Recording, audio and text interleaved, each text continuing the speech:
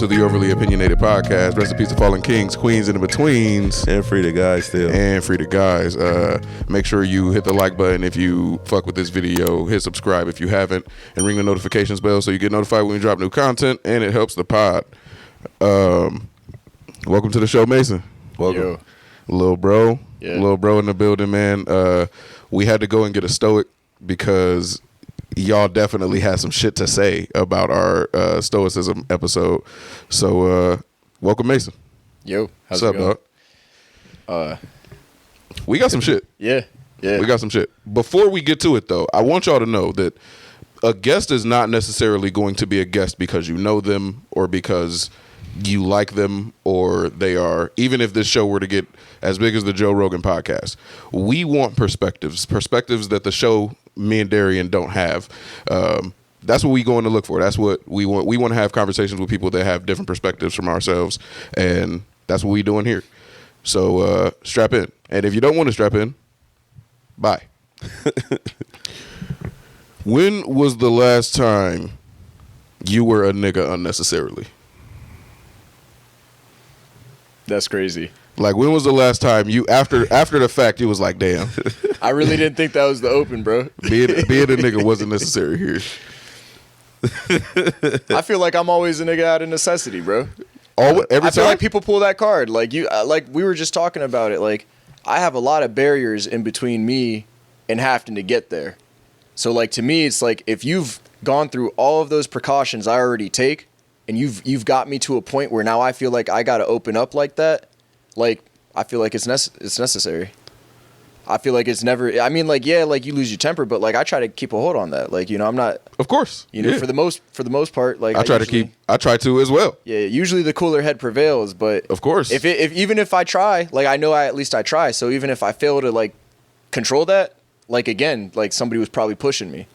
So if you fail to control it, they deserved it. I feel like I have a high standard. Like I practice a lot of patience. Sure. So like for me, it's like I know I'm not typically putting myself in a position, and even if I am, like I recognize, okay, like I'm putting myself in a position, and that's my fault. Like that's something I probably should have done, you know, better. But like I mean, I feel like it. I mean, no matter what, it's being, I guess, a nigga in this context, like that is a lack of self-control. No matter how we're ending this, you know, like that is saying that we got to a point where we had to bring about some type of maybe violence, animosity, energy. So like inherently, like that's going to come hand in hand with a lack of self-control in this situation. So I mean, the last time is probably a fight. Like I got into a bar fight. It's probably unnecessarily. Well, that's what I'm saying. I thought it was necessary, but I shouldn't have been doing what I was doing. I put myself in a position for it to happen, and I could have not been there. So were you the one in the wrong? Yeah. When it's all said and done. Good question. When it was Did all you start it? No. See, well, no. You told me a story. I did. Where you niggered up on somebody. It was, yeah. And they did not deserve it. Well, they caught the ass whipping of someone else's owing. Well, therein lies the problem. Is like I allowed myself, or I got put to a point where that's what came out, and unfortunately, the moment that you lose control, you lose vision, you lose clarity. So it's like I felt like it was deserved, but when I had to hand it out or dish it out, misguided. Yeah. So yeah, yes, your niggatry was definitely deserved. So Yeah, it wasn't unnecessary. Yeah. It was necessary niggatry. Yeah. But it hit the wrong target. which could be called pretty unprovoked, or you know, from their perspective, that shit was I unnecessary. didn't have much of a perspective for long. No. Yeah, sad it went that way. Yeah, man. I mean, generally, like, I tend to feel it coming. Like, bro, I just had a situation at work, and like, I had a foreman, man, and this dude's mistreating me for months. You know, he's slave driving. I'm in a 4-foot ditch, you know, 12 inches wide, putting together 4-inch pipe, you know, by the 10-foot and 20-foot stick. It's hard work in the winter.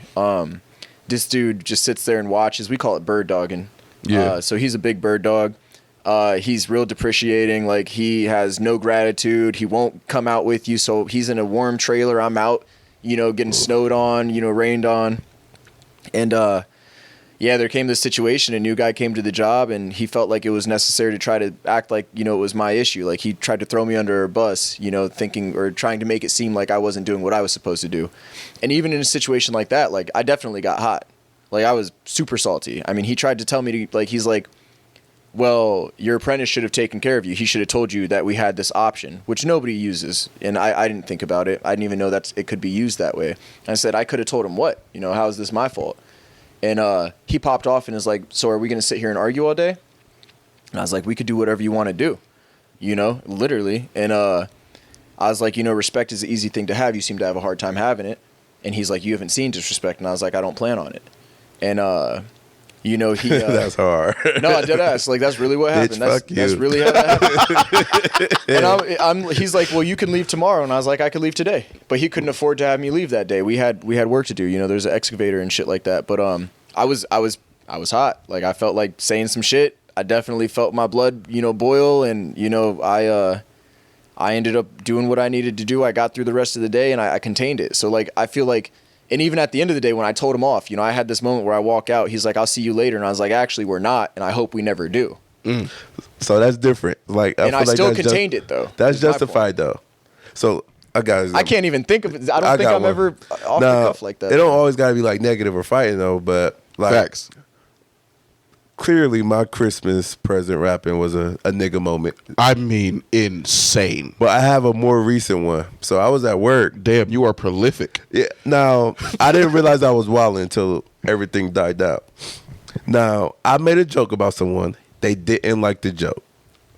Cool. Like, I thought we was on that level we could joke like that, but we wasn't. Yeah. And then he was like, hey, don't say that. Like, I didn't like that shit. He confronted you about that. In the moment, he did. That's crazy. And I was like, bro, I'm a grown-ass man. You can't tell me what not to fucking say. And then that's it. He was like, bro, don't say it again or we're going to have a problem. And the moment he threatened me, I said it at the top of my lungs, repeated exactly how I said it. And I was like, you're not going to do shit about it. Bro, but see, but that's my fault, though. But that's provoked. That's not. Nah, because the moment somebody threatens you, it's provoked. But he asked me in a nice way to don't say it again. But I thought, bro, you being a bitch. Like, it's a joke, bro. Like, it's a joke. You felt like you had free reign to offend this man. And because he can't beat your ass, you thought I'm allowed to offend you. I apologized to him, but I apologized to him in the nigga way, too. Yeah. I was like, I ain't gonna lie to you, I'm sorry for the first time I said it, but the other two, I'm actually not sorry about. Like, we took it there, so that's why I'm not gonna apologize for those. But they could say that's a half-ass apology. Shouldn't have gone there. And I disagree. Place. That's a half-ass apology. That is half-assed. But I'm telling you, I'm only sorry for the first one.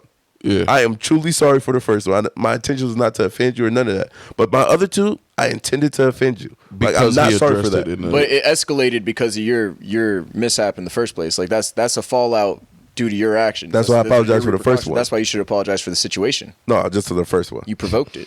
This was the first one I was sorry for. I think it's interesting that both of y'all thought like you even defined niggatry as losing control. I mean, the Boondocks defined it first. Sure, yeah. A nigga For moment real, is thus. Yeah. I don't know that I see it that way so much. I wouldn't like to see it that way. I was actually feeling like saying something. I just prefer it not be, you know, I don't like that association. Does my fit make me a nigga? What was that? Does my outfit make me a nigga? You comment on it. Yeah. Fat Joe wore shit like that too. It should have stayed in the 90s or 2000s, bro. But I mean, shit, I fuck with it. I fuck with a matching set, dog. I'm not gonna lie. It ain't me, dog. I fuck with a matching set. Like I'm from Akron, like, that bro. People in fucking Russia do the same shit, bro. That's a fact. It's not an Akron thing, bro. Like that's a worldwide thing. They chalked it from us. For real. Facts. Russia definitely took it from us. For real? No. They know who LeBron is. Yeah, LeBron has been to Russia, so. I don't even think LeBron dresses like that, bro. Does he? He did. Did he? Yeah. Okay. When? Early 2000s. No, he probably still do. He still probably wear tech suits though. I'm sure I could pull up pictures. It would be crazy to see LeBron in a tech suit, dog. Clean. That would be crazy though. Would you see LeBron in a tech suit and be like, "Yo, he should"? Now that's a real nigga. If he do, you a billionaire, bro. Why you got a tech suit on? I would. That's why it's crazy. I could definitely say that's nigga behavior. Yeah, for sure. I could definitely say that's nigga behavior. Like it makes sense. Ja Morant in the tech suit though, right? Ja. Yeah. Because he wants to be seen as a nigga. Yeah. Sure. That's fucked up. He still wears them. Like That doesn't surprise me at all. why not? Because he's also holding text. That's what he wants to be seen as, man. He's trying to identify. I think so I feel like I do nigga shit all the time, and it's not necessarily like intended to be nigga shit when it's nigga shit. I kind of just move the way I move and find out later that it was like unnecessary and uncomfortable nigga shit to other people. Like pulling up to somebody's house with music blasting? Yeah. Yeah. Exactly. Yep. Yeah. Exactly. Except like, what if that music is some like heavy metal or some shit? Sure. Is that nigga shit? Is that niggatry? I think there's some way. The idea of Now this ain't something. This ain't gonna be comfy for y'all to hear. But because you're black, yeah. But because you're black, yeah. Damn, that's crazy. they're not listening to the music. It's just loud. Yeah. That's It has pulled up- nothing to do with the genre. It is. I'm not gonna say it has nothing to do with the genre. It definitely has something to do with the genre. But it being Radiohead has nothing to do with whether you're a nigga or not. Like that, you're still a nigga for pulling up. Bro, they be listening jamming to Radiohead that loud shit as though. You fuck. play that in the burbs, like they be having a good time. They be blasting it though when they pull up to the crib. I Or I they think turn it no. down. Yeah, probably not. I think no. I mean, I stay in my car for a hot second for real. I let Me the song too. finish, bro. Oh, for sure. If it's Like- the right John, Yeah. no question. Like old girl, she's like learned this, like, you know, because like her car, like it'll keep the radio going after you turn it off, and when you open the door, like that's Don't when it open turns the door. off. Yeah. like she'll sit there and like look over, and like if I'm into this shit, like she's just like, I guess I gotta. no, stay you for, called like, your 2 lady old minutes, girl. Is crazy. not old lady, old girl though. My man said old girl. Yeah, I don't know how else to refer to her, bro. Like my fiance. Like, Yeah, no, it works. Whatever you got going on, it works, bro. That's, Like, it was would just she funny. raise hell over that? Would she raise hell over you calling her old girl? Is she what? Would she raise hell over that? Like, would she be Oh, upset? shit. Probably not. Okay. I hope not. Shit. Good. We're about to find out. Like, I guess so. Yeah, what's up, by the way? yeah. Yeah, no, I think that's like the, and I do that shit on a daily basis. I am unnecessarily a nigga on a daily basis Bro, I be because I pulling try to. in, listening to some NPR, bro, blasting that shit. You like, listen is to that nigga NPR? shit? Yeah, regularly. Like that's my radio Yeah, station. now you're currently. towing the line. Huh? Now you're towing the line. That's towing it? That is almost definitely 89.7. Not That's not it. niggatry. That's almost definitely. What not if it's niggatry. like max, bro? Like bass boosted, like fucking got the subs. Like You might as well pull up playing the Star Wars soundtrack. Like, you're accepted wherever you go. Doing that. I met one guy who listened to NPR. That's how I found out what it was. Like, one guy, his name was Brian. I'll never forget. Shout out to Brian. He was like an artistic dude. He was a real cool dude. And I was like, you listen to this shit daily, dude? Daily. Yeah. WOSU, bro. I got the app on my phone. Like I don't let myself listen to music until like I've heard the news and a podcast.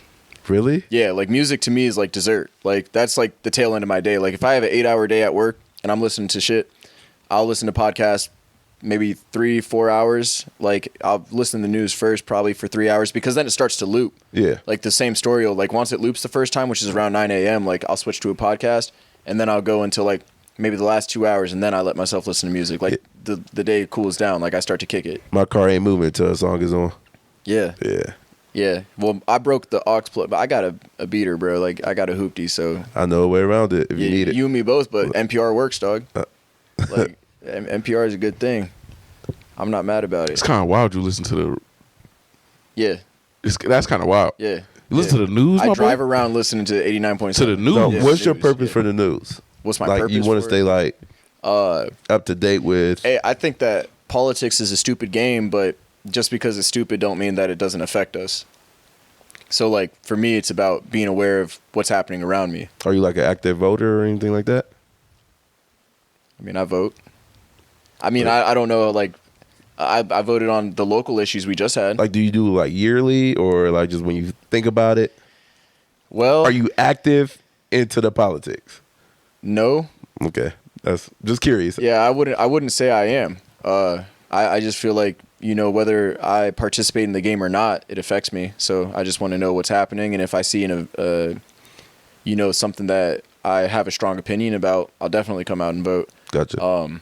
The presidential elections, they're challenging for me because I feel like it's always picking the worst of the two.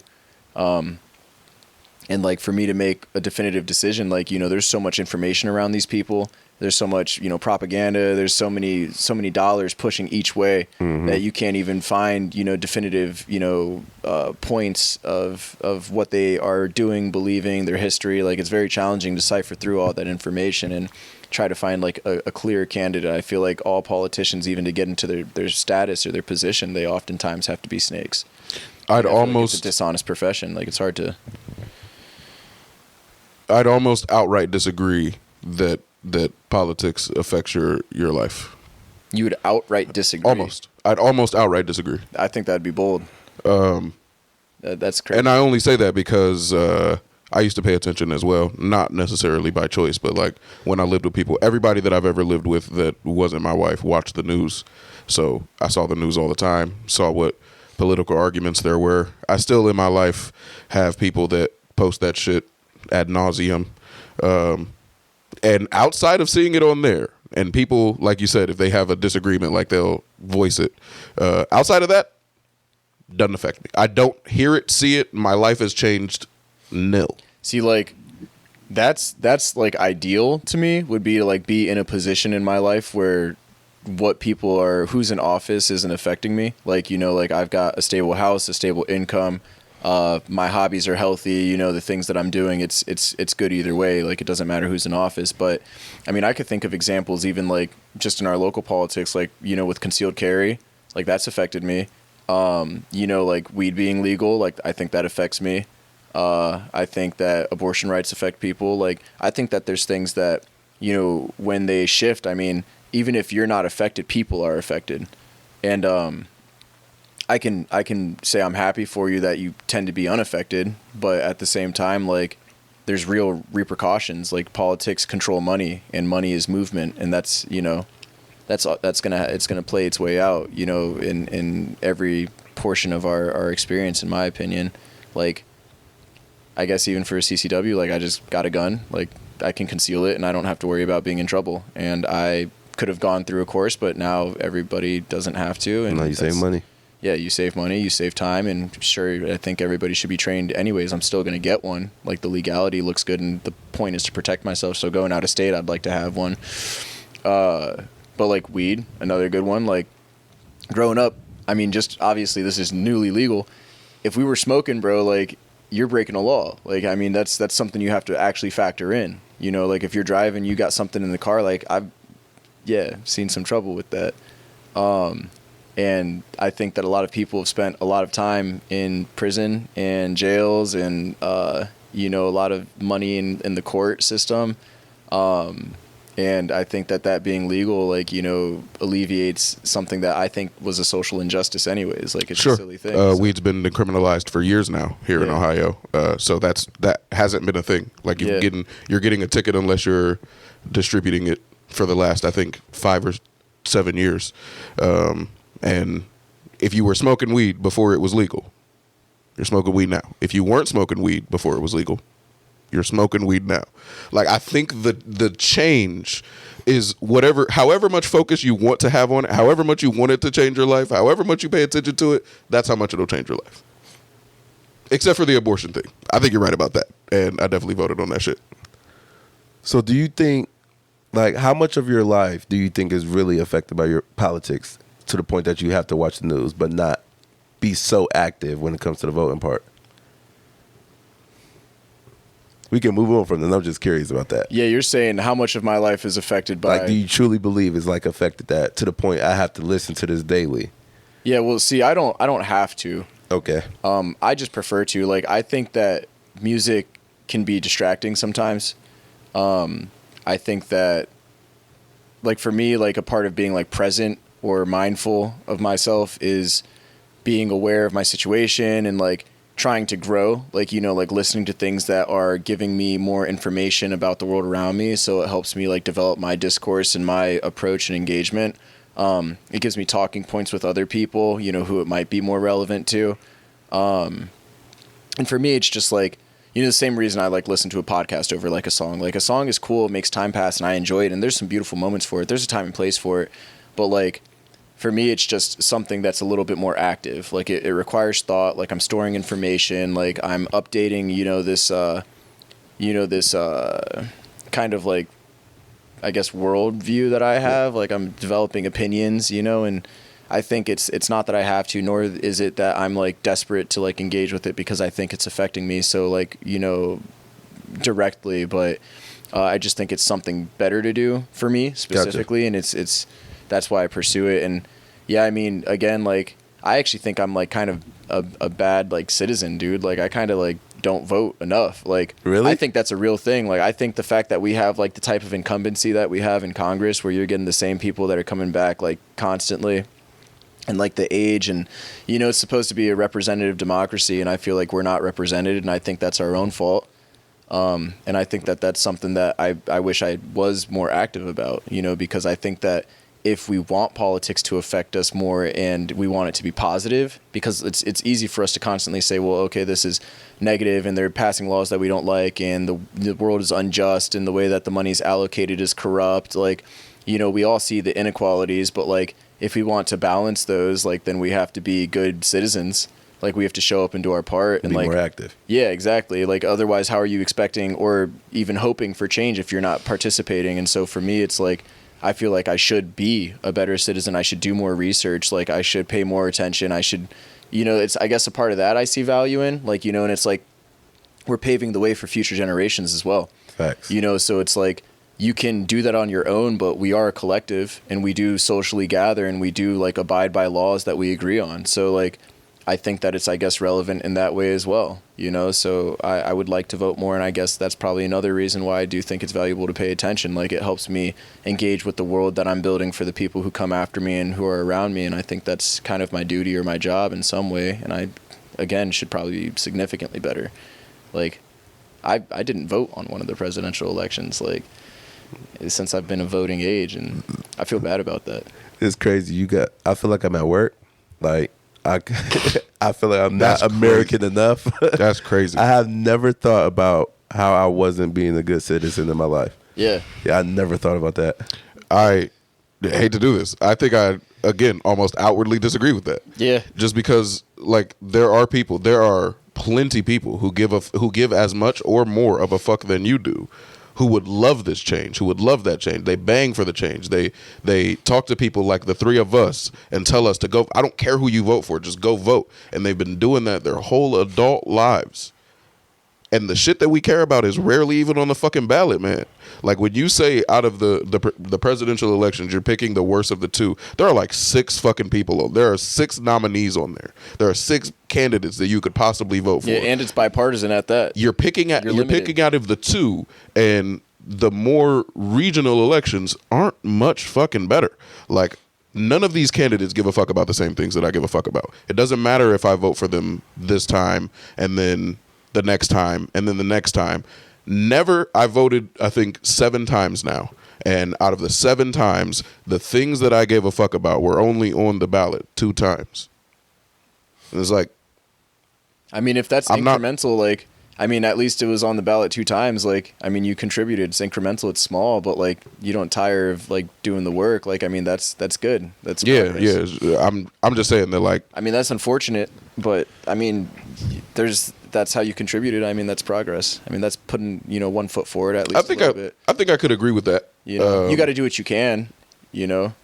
Sure. I think I can agree to that. But niggas still going to jail for no reason. Like, that's like, I literally can't vote for that. No, I literally cannot vote for that. Niggas already, like I said, like, weed being legal is great. They're trying their best to make it not what we voted for. They're trying its best. But weed's been decriminalized, and niggas still going to jail for no reason. Like, there's nothing that I can do about that part. Poor people still poor people, and there's nothing that I could ever have voted for this entire time that I've been an adult. There's nothing I could have ever voted for that makes Congress give a fuck about poor people. Well, I think that, like, the politics is a byproduct of, like, the capital. Like, you know what I mean? Like, I feel like the money goes first and the politics follow.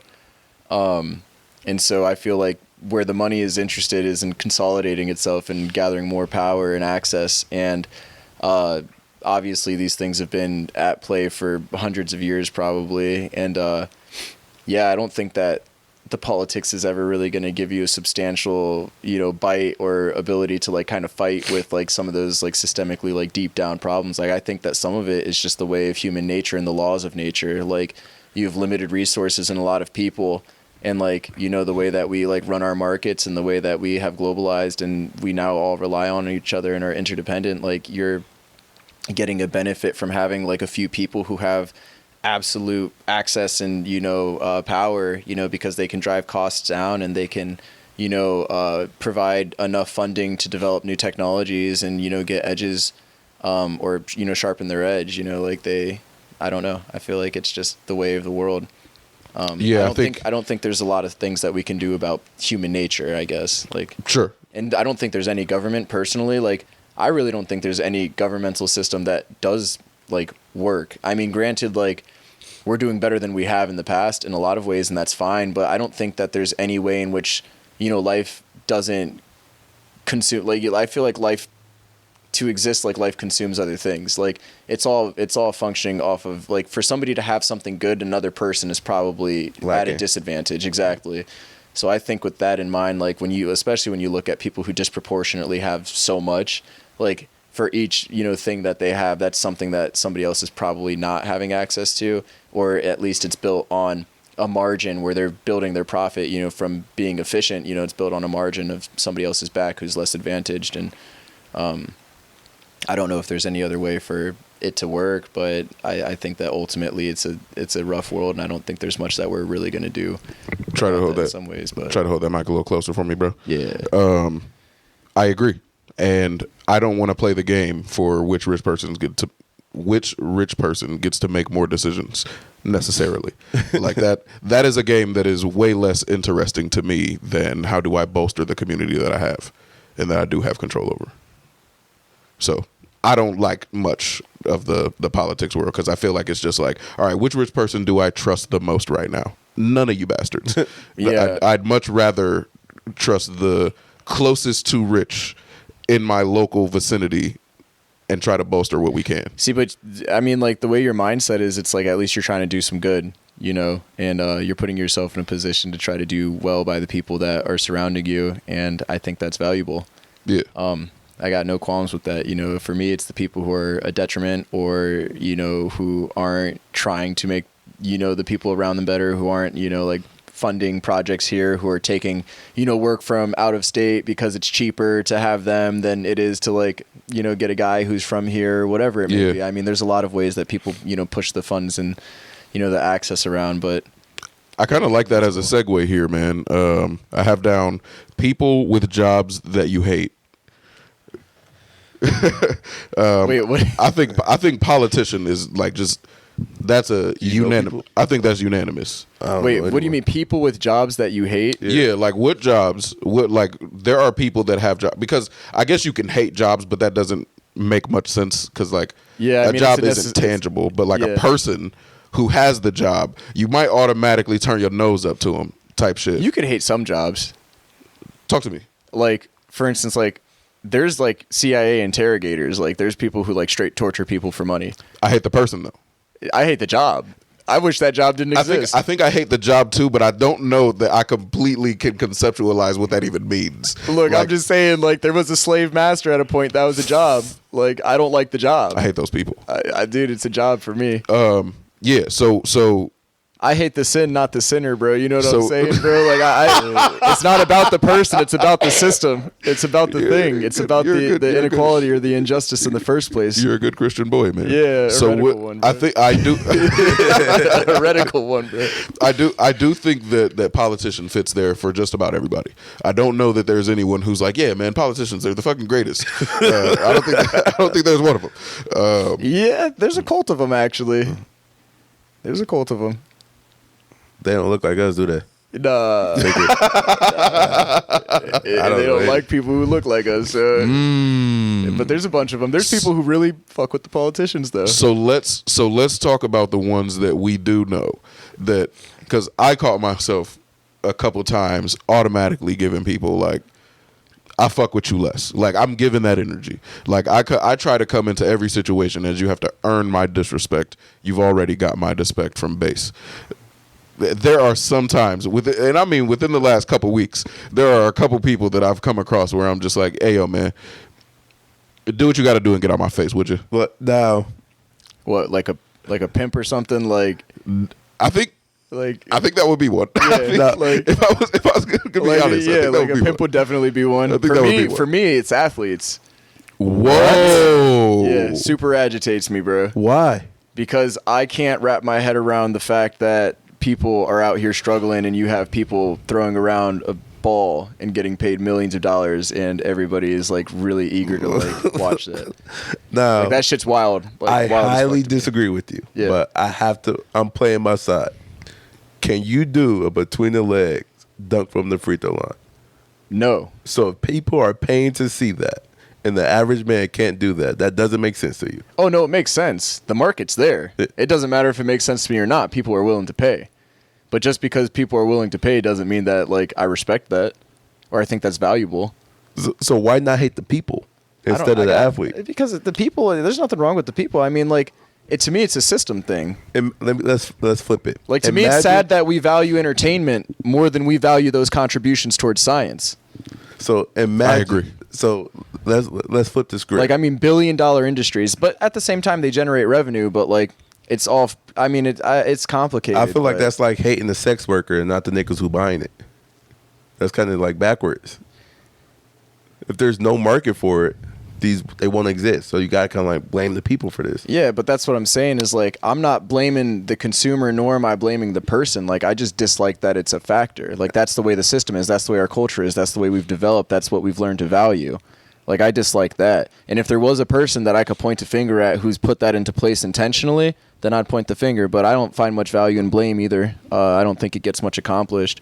But I got no qualms with people for being who they are. But like, I mean, if we're just talking about things that we personally feel like, I like this. yeah, I don't like the fact that we value entertainment the way we do. Like, Yeah. I feel like entertainment as an industry, like they've become like these weird demigods. Like they've become like, you know, this status that's almost like, I don't know. It's kind of hard to explain. Like they're not real people. Yeah, well, it's like Facts. people pay to like have a person do what they wish they could do. Like that's wild to me. You know what I mean? Like they just elect a person and they pay for that person to have the lifestyle that they want to have. Wow. It's weird to That me. is a fucking crazy way to say It's it. super strange to me, and I don't like that at all. I And don't then think it's like they use that status to like I feel like almost like they flaunt that. Like you know, like they get Facts. there from the people. I don't know. It's just weird. It No, feels I like like it. You're on a good track. It doesn't I don't feel think, right to I me. don't think all like people on that level is like that, but I know. I feel like if you're like a YouTuber, is on that.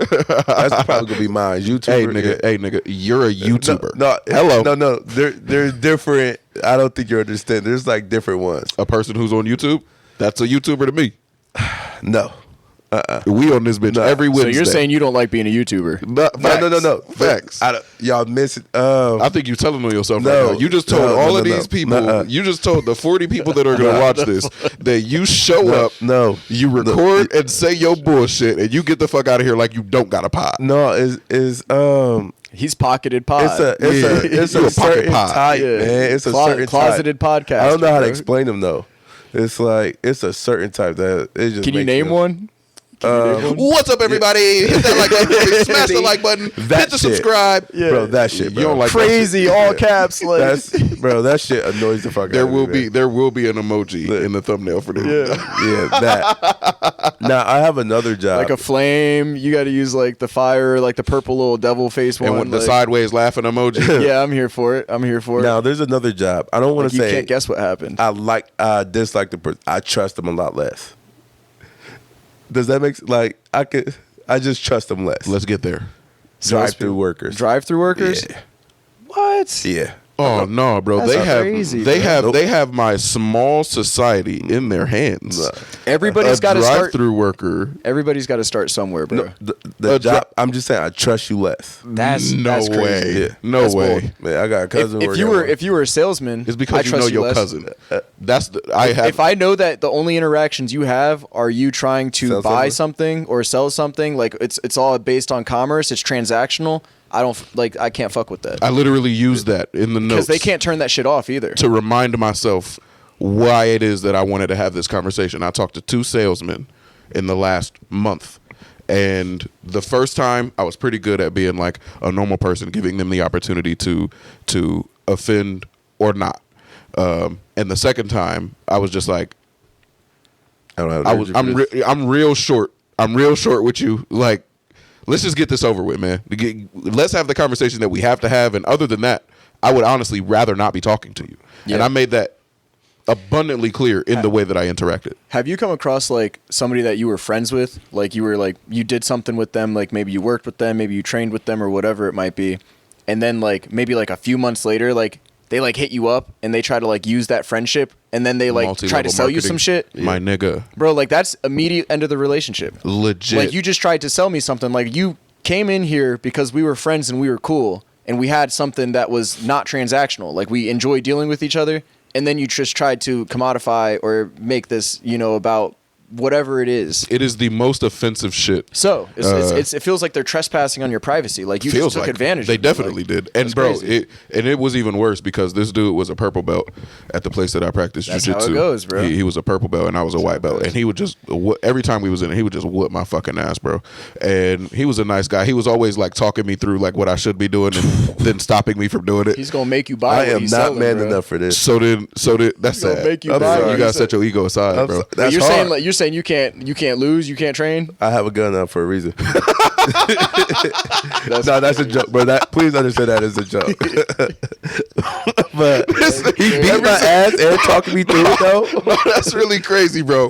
What you just said was as soon as that nigga start winning the argument, you like, all right, nigga, but I'm right. That's this crazy. Final level right here. Beat this. Crazy. But yeah, no, he would beat my ass. And he was a cool ass dude. Afterwards, like after the round, we would dap up and he would like talk me through like where it was that I was making like the most critical mistakes. And that is exactly what you need out of somebody who is at a higher level than you. Mm-hmm. And one day we getting ready to bounce, like we rehydrating and shit, and he was like, yo man, would you ever want to like grab a coffee or something before class? And I'm like, absolutely. He was the first person to invite me to anything outside of the gym. Yeah.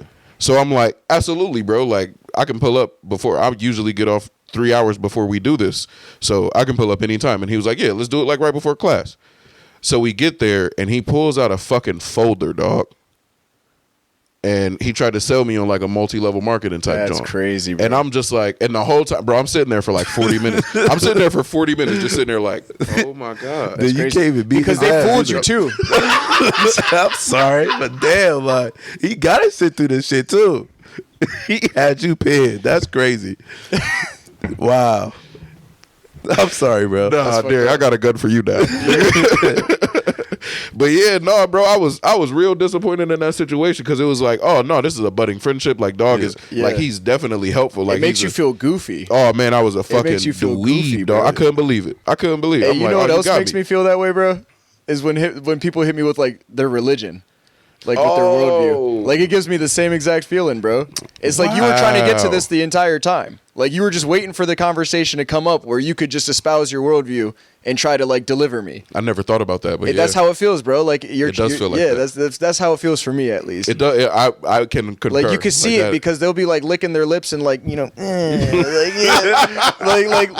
bring something up. Like I got a few talking points for you. Like that shit's like in their back pocket. Like they literally give you pamphlets, bro. Yeah, that's a like, fact. Though. Have you seen what they do to servers, bro? Like they'll give them like a $50 like bill that's like not real. Yeah, like what? Yeah, I got a couple of those on my door. Crazy, bro. I got a couple of them bitches on my door. I serve, man. Like I've gotten I serve too. I serve at another place. Anyhow, fucking dude, I've gotten like a 10% tip. And like then I've gotten like a pamphlet for like like whatever like Christian denomination. Yeah, like you need. Honestly, that was more than 100%. They basically gave you infinity percent. Yeah, because they were saving your soul. There you have it. Yeah, can't pay for that, bro. Yeah, I've gotten like Trump bucks, like like the dollars that they printed with his face on it. That's like, hilarious. I've gotten those for tips. Like instead of capital though. Like if you're gonna try to sell me something, at least line my pocket first, and I might be buying what you're selling. Like it's like a slap in the face, bro. Look at you being in the world. That pissed me off. It really is. Yeah. Yeah, man. It'll piss you off. It'll piss you off. Oh man, y'all want to know what made me feel even more like a goof troop about that situation? What? Dog didn't go to class that day. He didn't go to class that day, and then I went to class, learned everything, went to open roll, got my ass whooped by the instructor. I rarely got to roll with the instructor. Got my ass whooped by the instructor. That's and a I was good day. That's a and good day. that was a great That's day. how you dog. learn right there. And at the end of it, I was like, yeah, I thought old boy was gonna be here, and I hung out with him just before, and it was like, did you agree to get coffee with him? And I was like, yeah. And he starts, bro. Cereal. He did just like that. He started shaking his head. He was like, yeah, I wouldn't do that again. And I'm like, y'all knew, Nah, you that's dirty nasty. bastards knew. Man, Like he got my bitch ass. it's crazy. That's Shit's crazy. everywhere, Yeah. too. Now, you brought up the fact that you're a server. Now, here's another situation where you are on this podcast to disagree with us, and Oh shit, I need to step it up. we disagree You about about to disagree here? about servers, man. First off, that's one of the. I also put wait staff on my list because I automatically have like a systemic problem with wait staff. You entitled bastards. That's mostly a joke, but also y'all are entitled. That's crazy as fuck. Entitled to $4.50 an hour or whatever the fuck. You chose is it. now. Yeah, I mean you're entitled to more, but Okay. you're chasing. wasn't a draft here. You are chasing the wrong people for that. Oh, is that how that rocks? minimum wage. I see. Yeah, in most states that allow lower than minimum wage at restaurants, the restaurant is responsible to pay your tip out. Yeah, up to minimum wage, which Yeah. we always make more than, but so that's never really gets utilized. But you could get minimum wage. Like you're saying that we're entitled to $4.50. No, you're entitled to minimum wage, but you chase the person that wants a burger instead of the person that owns a building. You should be chasing the person that owns a building. Yeah, except the person who owns the building is the person who's facilitating the environment where you're coming to eat their food. Like we're not transacting with them as much as like you're the one bringing the money. Like they're Nope. they're providing a service, Yeah. and so are we. Like Yeah. if for instance, like let me paint this picture. Like you walk into a place, right? And all you got to do is follow somebody and you sit down and all you got to do is just ask for what you want. And magically, you got water, you got alcohol, and then, you give it some time and you've got some food in front of you. And while you're waiting, you have somebody who's talking to you, like asking you and means it, they're genuinely interested in what you're doing. If for instance, like, how do I put this, bro? Like, you put a ring on somebody who did that. Like your girl probably does like some of that stuff, and like that's worth a ring. You know what I'm saying? Like that's the intimate service, bro. Like somebody preparing your food, talking to you, bringing you like She water. sucks Like, my dick too, man. yeah, that's what I'm saying, bro. Like people are dining, like they're waiting on you. Like you have a servant. Like you get to feel affluent for like however long you sit down, like an hour. You get to like let me get something, and it just magically happens. Mm-hmm. Like. So That's what- worth something. so- as Yeah. a matter of fact, that's specifically worth something to the person who's doing that for you. The server has to get compensated for that. No question. I Like, couldn't you agree are with paying you for more. something. I couldn't agree Like, with and it's you not more. just the food. Couldn't agree with you Like more. the food, they cut their margin. Now look, Now the yeah, I server want to needs ask you one paid. question though. Go ahead, bro. So, all them things you said, when you apply for the job, what are you applying for the 450? Like, what is a part of your job criteria? Out of mean, all the like- things you said. All of that. Yeah, it's all required. So, you're doing what you signed up for that 450, correct?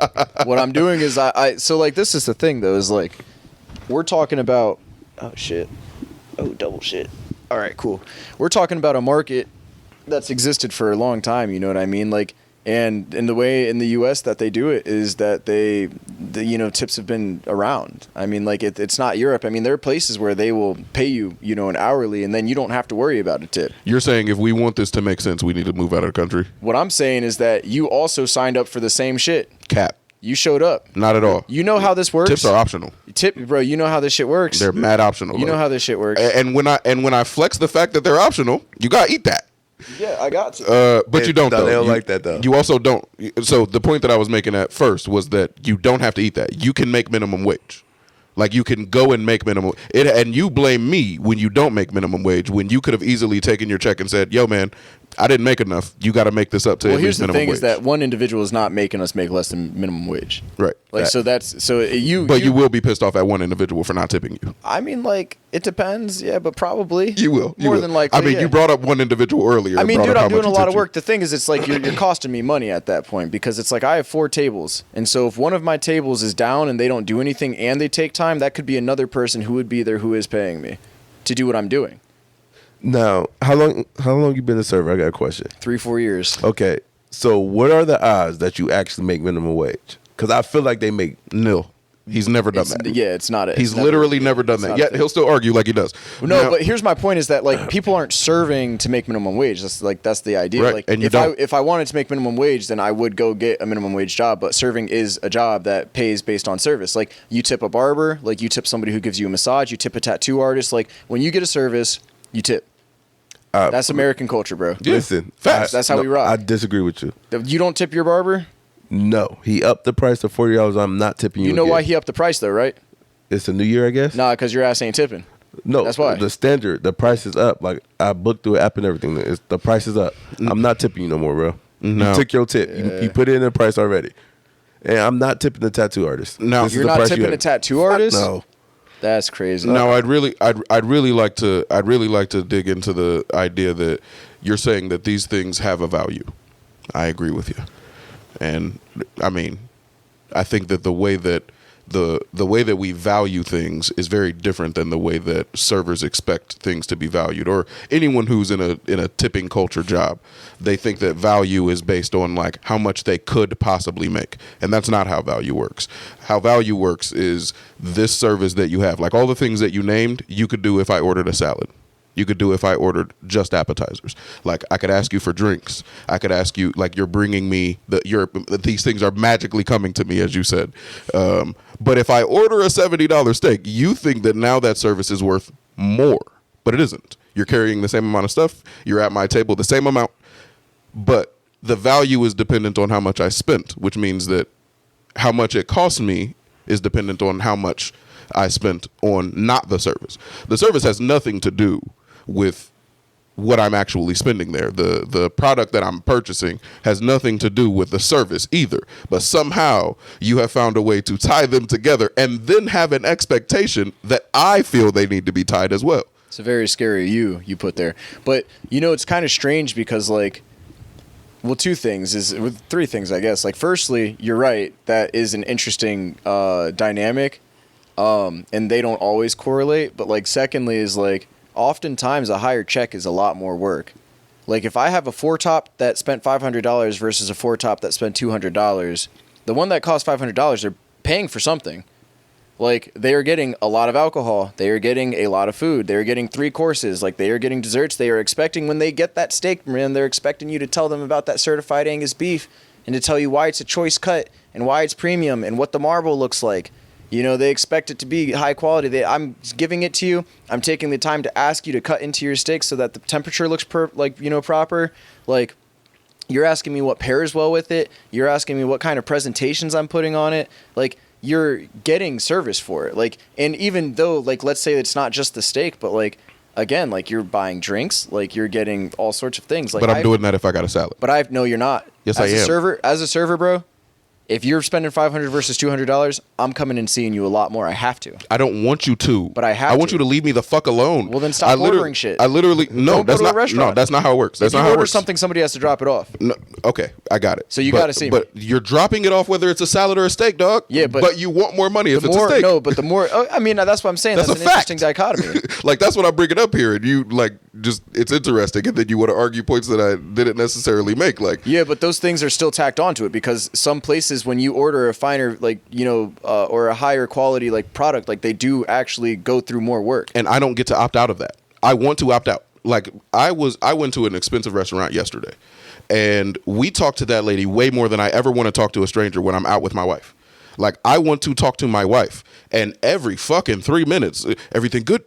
Bro, leave me the fuck alone. I don't want to talk to you anymore. That's bad service. I don't want to talk to think- you. I do not think that's good service. But you would have left 20% anyway. I would. But that's honor. That's honor amongst servers, bro. Wild. It's I know. wild. I It's know not how worth I it. get my money. I It's know not how I worth get it. mine, bro. Yeah, hey, and I understand it, but I got a tip. someone who does not see the value of that is automatically and undesirable to you. Yeah, That's corny. You're not aligning to the culture. Like you're the one who's saying that you don't see the value of what is already established. Like don't go to a restaurant, bro. But is the culture not corny though? Well, I mean, fuck, dude. I don't know. You have admitted before, and hopefully you will publicly as well, that you have been paid more than the actual value. If you were honest with yourself, you have been paid more than the actual value of your position. Would you agree? Nah. Oh, Nah, dude, I don't know if I ever did say that before. you Like, definitely did. Dude. 100. You said it was a lick. Verbatim. You said, I mean, it's a lick. Verbatim. You literally. You was like, I mean, it's a lick. yeah, but that's like, I don't know. Like this Not every this night. kind of goes to like what you were saying about sports. Even it's like, you know, like people are paying, so that's because we obviously- gotta. Obviously, no, you don't got. You There's said it pressure. yourself that you, do not have to. Yeah. There is okay, but the social pressure, which is the thing that you're saying is it's what you're calling culture. It's social pressure, and I would not consider that culture.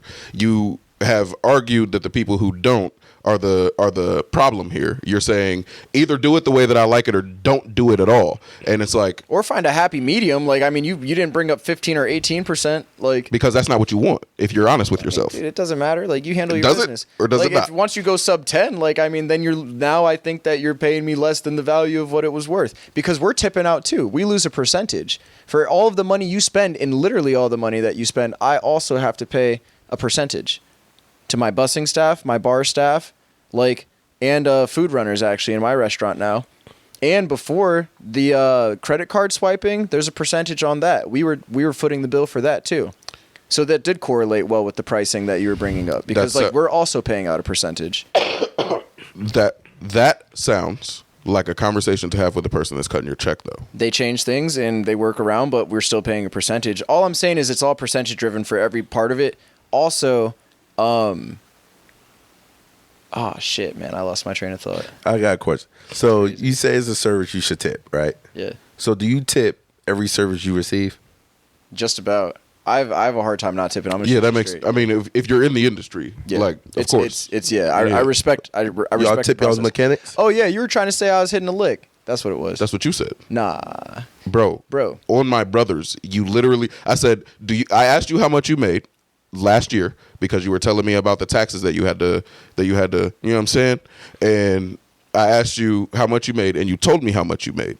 And then I was like, and do you think that is like the actual value of the work that you did? And you were like, I mean, I did the work. And I was like, no. If you were answering as honestly as you can, do you think that the work that you did was actually valued at the dollar amount that you claimed on your taxes? And you said, I mean, it was definitely a lick. I mean, it was a lick. yeah. I remember this verbatim, by the way. It's just interesting. I mean, yeah, I believe you. You got a Loctite. You got a solid memory, man. And I think that this is an argument that, But all I'm that is saying is, easily like, made where hard work. the way that work is valued, regardless of how hard the work is, the way that the work is valued is this service costs this much. That's not the way that tipping culture has worked. And it's just wrong. It's just not the way that value works anywhere but tipping culture. And because it has a stronghold on like everywhere that it's touched, people inside of tipping culture who benefit from tipping culture will lead you to believe that because it's such a long-standing tradition, it's fine. It's like, it's not fine. You are overvalued or undervalued unnecessarily, where there could just be a value. If you carry 4 plates, if you come to my table necessarily 10 times, that is worth $15 for the hour and a half that I'm here. Maybe not. We could definitely talk about that. That's a conversation that you have with somebody who's not just wanting a burger. I don't think that's isolated just to tipping culture. I also think that hard work doesn't always correlate to high pay. You have a lot of guys who do like backbreaking work and don't get paid a lot. And if we were doing things based on the price of hard work, then you would have probably like, I don't know, maybe like a nurse getting paid more than like a cop. Absolutely. Sure. Completely agree with you. Or I was even going to say those like they do, athletes, like if we're talking hard work, like, and this is the thing about capitalism in general, it's like, if you want to correlate capital to just labor and what is quantifiable labor, then Bezos, like, there's no billionaire that exists. Like, because no person is working billions of times harder than other people or thousands of times harder than other people. Like, there's nobody who's actually within their 24 hours that we all spend each day doing work that correlates to them making that much more than another person. But you made the argument earlier that it is unnecessary for these people in the entertainment industry to be making as much as they are, because there are things more important that we could be spending our time and money on. But then when we go to your restaurant, we have to be breaking the fucking bank, or else you're upset with us. You shouldn't be using it. That's fucking corny. If you're breaking the bank, you probably shouldn't be going to a restaurant. Imagine, yeah, and that's the argument that you'll make. And you're saying that if I don't want to spend, you're saying that if I don't want to spend, if I'm not willing to make a basketball player a 10 times millionaire, then you shouldn't be watching basketball. It's like, okay, I want to enjoy this thing, but I also want to do it in a way that makes sense, because we have a semi, and I know that it's more than semi, but for the sake of conversation, we have a semi-consensual relationship if I'm going and you're waiting on me, because I actually do get to choose how much I put on this tip. You will make it it is a ubiquitous 20% or more. And that's how you would like to see it. And if you don't, if I would like to see it, I'd like to see 100% or more. I mean, and if you can't drop that, and if you can't drop that 20%, then fuck you, you fucking asshole. And it's like, all right, man, but because I don't want to line your pockets unnecessarily, I'm an asshole. Like, I think it don't work like that. I think the reason why 20% is the standard is because that is the cost of the service. I think that generally, like, 20% of your bill, like, generally, like I was saying, if it's a higher costing table, I'm coming to you more often. Like, you're causing me to do much more work. Like, I think you go to cost with amount of food. I think that's what you're doing. And if you bring a steak, that's a $70 steak, and I just order a salad, you come to my table one time, but definitely a steak costs more than a salad, right? Yeah. Every single time.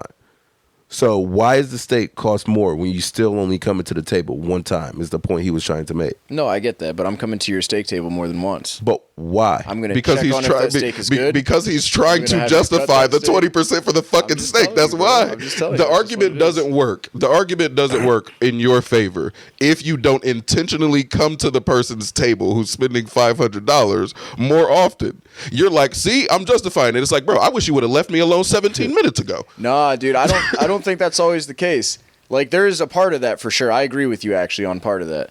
But, like, actually and truly, like, the tables who are spending a lot, like, if I have 13 people and they are spending $1,000, like, I'm getting my ass kicked. For sure, because it's 13 people. Yeah. Like, I'm getting dog walked for that. If I have 4 people who are spending $1,000, I'm getting my ass kicked to go do that. Like, I have other people spending money. And, like, you, as a server, like, oftentimes when you're actually busy, like, you are making as much efficiency as you possibly can. Sure. Like, it is not for me about, like, oh, well, this person's spending a lot of money, I'm going to show up there and, like, make them like me. Like, Sure. That's not the case. Like, and I'm sure some people do, but, like, that's not me. Like, I'm just doing what I got to do, and if, like, the people are cool and we can have a conversation, we do. Like, you know, and, you know, if they do have something like a steak, well, because I know you're spending good money, I don't want you to not enjoy what you're getting. Sure. So I'm coming to stop by and make sure that you're enjoying what you're getting. Like, I just saw you, and that's understood. Whatever you spend on your steak. Like, I understand that part of your perspective, and I hope you understand the math of mine. Where I do. I go out to eat, Yeah. and I have between a range of I want the salmon salad, or I literally want the most expensive cut of steak that you have. I require the exact same amount of attention. I want you to come and get my. I know what I want before I walk in here. Yeah. The first time you talk to me, you can take my entire order from the drink No, I got you. to the meal. Yeah, I know what I want. Yeah. And when you come here, you only have to come to my table maximum 4 times. I would actually prefer if you come to my table maximum 4 times. Whether I got the $14 salad or the $120 steak, yet you think you deserve between $7 and $40. I'm just saying I just think that's crazy. You're an outlier there. That's not normal. And while I may understand that not being normal still makes me an asshole if I don't leave you an exorbitant tip, in my opinion. It's exorbitant. I mean, that's unfortunate. You came over here. Yeah, it's unfortunate, but I got to eat it. Bro. Just don't go out. You don't got to eat it. Just don't go out there. Yeah, you can just I have be a an question. asshole, bro. Like, Just be an asshole. That's all right. crazy. That's crazy. If you don't want a tip, should you go out to a restaurant, in your honest opinion? No. Okay. Full bore. Now I have another Full question. bore, yeah. If you're worried about a tip, should you be a server? If you're worried about a tip, Yeah. should you be a server? Yes. Boy, That's crazy. what? Okay. If I was worried about That's a tip fire. as a construction worker, should I be doing construction? If you were worried about a tip as a construction worker, should you be doing construction? Yeah. Probably not. Why? Because that's not a part of the services that's not the pay structure. But everyone wants a tip. No matter, people want tips. Always want more capital. Yeah. I Just like a understand server. that. Yeah. I'd Why love to would be it change? Because if not, I could be providing the harder servers than that. Yeah. Like with construction though, like labor is so much different than like food service. Like food service, I feel like almost feels like more like the entertainment industry, where like you start to get numbers that like don't necessarily like correlate well because like there's just a value to what's being provided. You know what I mean? It's just the amount of people. It's the way that it And goes. you think like, that the way that it historically has been valuated is the way that we should just continue to evaluate it? I'm not sure where I stand on that, but I'm just I mean, saying you wanna it's- win, is It's, what it it's sounds a more like. it's a more qualitative thing. Like it's more about quality. You know, it's like it's more about the environment that you're getting. It's more about the experience that you're having. Like construction is purely and 100% always about the faster that it can get done, the cheaper that it can get done. Like it's all And about people how it exchanging looks. time for money. And how it looks. Shit. Quality. Work with people's houses. Man. You work in certain people's Hey, houses, you- man. if it has a ceiling, big dog, like Some people won't even get paid if it ain't up to standards. yeah, I mean we got code, but if it's So- been inspected, then Yeah. hey I do man, that. construction is I mean maybe you don't know, but we all kind of work in construction in a sense, but the shit is sketchy and people get away with the absolute I most agree. that they can get away with. For sure. Yeah, so I'm gonna try to get away with not tipping anymore. Yeah, yeah. I'm actually gonna have you as. No, I'm playing. Oh yeah, no, I don't. Yeah, don't request me. I'm not in the restaurant. I don't serve family. It's a conflict of interest. It's strange. Please do not think I don't tip, because I would tip every time. The pressure is so I don't high. know because I watched Facts. both of you guys get kicked out of a Facts. restaurant once. That's a fact. Yeah, and I watched was, both of y'all and get I kicked was out of a attempting to tip as little as possible. Yeah. I watched the police get called for I that. was attempting to pay as little. Hey, that a was tip for as real fucked possible. up though. That was wrong. Hey, no, it wasn't wrong. Wait. It wasn't Why wrong. was Hey, it wrong? That was wrong on the restaurant's part. Maybe. Why? I mean, they still got their 20%, my no, nigga. Time out. Yeah, Time yeah. out. Wait. They still got That their was good 20%. graciousness on your Somebody part. else was there. We got to hear it. Why was it wrong? The restaurant, Yes. bro. The restaurant was wildin'. They took their service was bad. Like and Okay. this is as Terrible. a server. Like their service was terrible. And I'm not like these are my people, bro. Like I Yeah. respect the serving game. Like I know what it looks like. I know how food goes. I know what the ticket times are. I know what I know the cadence. The service was slow. It was bad. It was rude. It was aggressive, bro. Dude almost smacked you for trying to ask him. Bro, a he fact. almost stabbed you with the fucking knife. That's a like, fact. That's a fact. yeah, he was big mad. I almost still beat can't your believe ass. I was Yeah. the only one who was not threatened about that. Yeah. That's because you're used to that type of shit. No, He wasn't going to get coffee in the morning? No, all right. But now, earlier in the conversation, even in bad service, you said you should tip. He did. Yeah. He did. No, So- he personally did. Yeah. He tipped 20% on hand, like cash. yeah. That day. I super did. Yeah. And I still would have. And also, like, we do auto gratuity. Anything over 8, like, you're going to tip 20%. And that is actually where the issue lied. But, like, How? How did the issue lie there? the issue was that you didn't think it was 20% service. That's not. No, no, the that's issue not- was it's optional. Tip is optional. And Yeah, his even in contract, that case. it did And not you didn't say- want and you didn't want to go with the 20% that was auto gratuity. And they It forced wasn't them. though. It wasn't auto gratuity. We had the Contract. Yeah. Wait. Why are you? Yeah. What's the No. contracts don't matter to you? Just a second ago, you was Yeah, banging for politics. Contracts He don't talking matter now. about he talking about the unwritten rule though. Yeah, it's like that. Like, I mean, it's like, Well, don't give me a contract if there are unwritten rules. Write the rule. Yeah. That's what contracts are for. I It's for get writing that. rules. I get that. Like, And that's why I don't think you were wrong. But no, you I wasn't tipped them, wrong. and they was dead ass wrong though, right? Yeah, I wasn't wrong. What was that? You tipped them, they was dead ass wrong. They were dead ass wrong. But at that point, Yeah, it they was like had a you. flex. They had you. No, at that point, it was like, it was about a principle thing because they A really called. minus $300 flex, my boy. Yuck. Nah, bro, because you did the same, bro. You tipped your 20%. Well, they stole it. They was No, gonna no, arrest he niggas. didn't. No, they said he could walk out and not pay.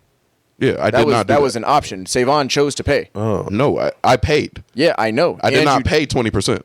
You paid and did not tip 20. Yeah, nigga. I Oh. paid and didn't tip shit. Oh, I thought you tipped. I thought you Yeah, tipped. fuck them. They misheard said they that. would. They said Good they would food, but take, fuck 'em. but you tipped them. Probably. You tipped the 20%. Probably. You Shit, did. yeah. I was, bro. They didn't deserve. I was gonna give them like 11, 12%. Yeah. They was like, we'll just take the payment, and I'm like, then just take the fucking payment then. Like, Yeah. you called a cop on me. I don't give a fuck about none of this shit now. That was the crazy thing right there. Like, you turned this shit into a They whole. bro, they did that shit on the sly. That's where I say they were wrong. Like, it was. They fucked up, tried to remedy their fuck up, did not successfully do it the way that they wanted to, got pressed because of the way that they were handling their business, and then called the cops because they thought they were about to get stolen from. No, they did not. There was no way they thought they were going to be stolen from. They jumped to some type of conclusion. They thought they were going to get stolen from. What they thought was, if I call a cop out here in Whiteville, this black man is going to be forced to do what we want him to do. More than likely. And you can eat a dick. Several, matter of fact. But I mean, you let them get off. And that shit nasty. That shit nasty to me. I'm wrong, huh? That shit is mad nasty to me. You even said the service was horrible. That shit mad nasty, bro, because it was right. They was right. They was like, if we call a cop, they go, it's gonna put them in such a frenzy that they'll do whatever the fuck we want. Nah, I don't fuck with that. Bro, I'm pretty sure I handed you the money. No, facts. Yeah, so facts. I don't know what you did with that. You told me what you wanted to do. You're not about to hand me a wad of cash and me bro, just act however I want to act. Because it was kind of like that, bro. It was your birthday and shit. I was trying to give you money, just like, hey, bro, it is as it is. That's crazy as hell. I gave you more Appreciate than I know. I gave you more than I was supposed to. I didn't count it. I gave you more than I was supposed to. You told me this is 20% outright. I'm like, oh shit, boy, you moving different. The serving world must be nice. Serving must be, they tipping 20% over there. No, I was trying to help cover like other shit. Like I was trying to help everybody else at the table. Like I was trying to contribute. Yeah, I smell you, and I appreciate you. I told you, I let you know that was what that was for. I appreciate you, but yeah, no, man, they tip was included, but I gave a little bit. You know, I was trying to put some love there. They was moving mad nasty, bro. That's the nicest I've seen at a restaurant. Mad nasty, bro. Yeah, we can get on to stoicism if y'all down for it, man. I feel like we definitely exhausted the server talk. Oh yeah, the fuck out of it. Yeah. That was a dead horse. Yeah, you got smoked. Yeah. You got smoked. That's crazy. So I think you've unintentionally alluded to multiple times how like you are focused on the betterment of self. Like you only listen. You even associated music with dessert. Because it's too cozy and it's not challenging you enough. Yeah, that is a fact. I mean, that is steeped in stoicism, isn't it? Yeah, like, I guess you could say it. I don't know if I'd call myself a stoic, but I definitely have a relationship with discomfort, and that's definitely fundamental to my worldview. Yeah, man, I just think that there's oftentimes, I think that just about always there's a time and place, you know, for things, and for me, like. The way I try to orient myself is in such a way that I'm seeing progress and gains. And like I try not to tire, and I know that the world is hard, and I know that the things that I want, the only way I'm going to accomplish them is by working. And I know that working is hard. It's hard work, you know, and for me to have the fruits of my labor, I know that it's going to require discipline. It's going to require action. It's going to require consistency. And so for me, instead of waking up every day and like getting thrown into that and just going from comfort to discomfort and exhausting myself like that, like I try to keep myself acclimated to that temperature. You know, I try to keep myself uncomfortable generally. You know, I try to keep myself sharp. I try to keep myself hard and disciplined. And so for me, yeah, like I don't lean towards, you know, comfort. Like if there's an opportunity for me to find growth, which is on the other end of discomfort almost always, yeah, I'm going to typically take that. And so that's a practice for me. With consistency, how are you able to be uncomfortable if you're being consistent at whatever you're doing, working towards your goal? Yeah. So like, I think that's interesting, but it reminds me of like martial arts. Like that's probably the best way I can like get to that. And with martial arts, they have something called a horse stance. I don't know if you're familiar with the horse stance. All fours? No. I'm sorry. Yeah. No, it's not weird like that. But your horse stance is like, it's almost like a squat.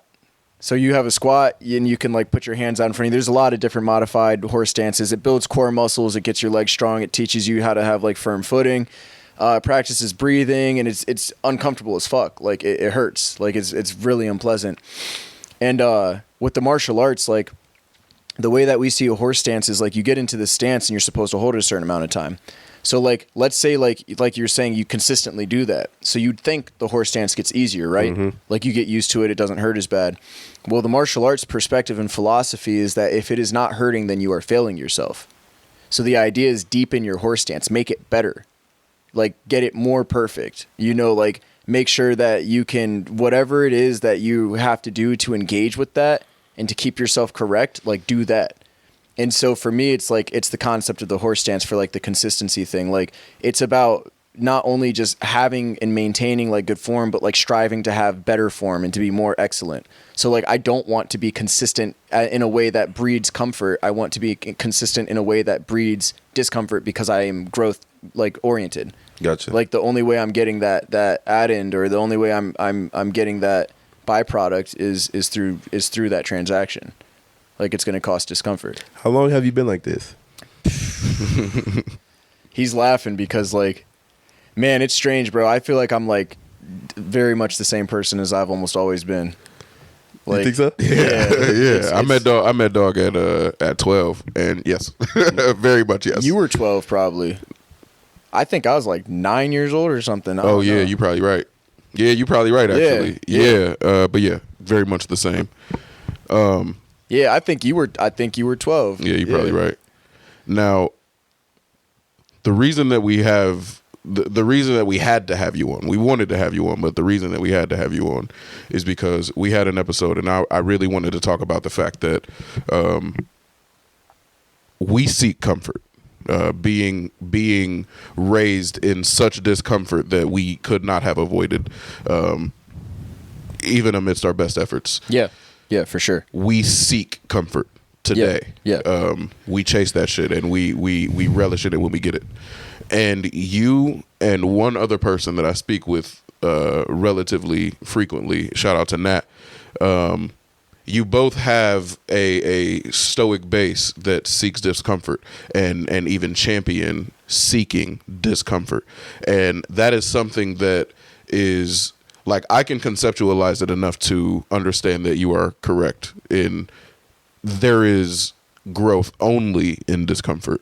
And I can accept that. I can only conceptualize it that far though. I have a harder time expressing it as if I have that stance, and I have a nearly impossible time seeking discomfort as vehemently as you do. And I wanted you to come on and correct the record, because I did a real poor job on that episode expressing, because I would express it as seeking discomfort, and Darian would rightfully push back and say, like, I don't want to have to walk to school or walk to where. I don't want my kid to have to not know when their next meal is coming. And of course not. Yeah. And the Stoics you are not saying to seek the utmost discomfort or the discomfort that is likely to break someone. No, not at all. So can you express specifically what types of things you mean? And I know that you just did, minorly, but let's dig a little deeper into that. What type of discomfort are you seeking so often that you are always in a horse stance? Yeah, I guess it's challenging because like I feel like a lot of it is much more to do with like the mindset than necessarily like the action in some ways. I feel like it's really just an approach. Because it would be almost crazy to say that I'm just like actively like looking for like Legos on the ground. Like I'm like, oh, I see a Lego, I'm gonna stomp that bitch. Like yeah, like I'm not hurting enough today. Like let me. That's the name of this episode. Yeah. I'm actively looking for Legos on the ground. Yeah.